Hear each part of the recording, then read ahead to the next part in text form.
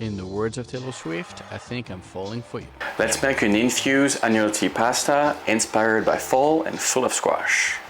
That is not the easiest dish I've put on the channel, but it's delicious. First, we're gonna grab our squash. The acorn squash, we're gonna slice it and we're gonna remove the inside. Do not throw them, you can reuse them. Then we're gonna place them in a hot pan with some olive oil, salt and pepper, and we'll get a beautiful caramelization. We're gonna fish them in the oven until they are nice and soft.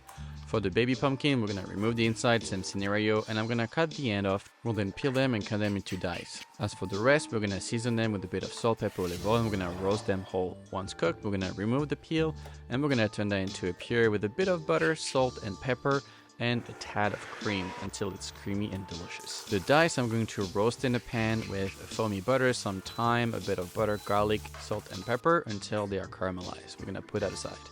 I'm gonna start working on some odd greens, parsley, coulis with some chives as well that we're going bad, salt and pepper, and put it aside. For the ricotta mixture, I also added some cream, salt, pepper, some shallots.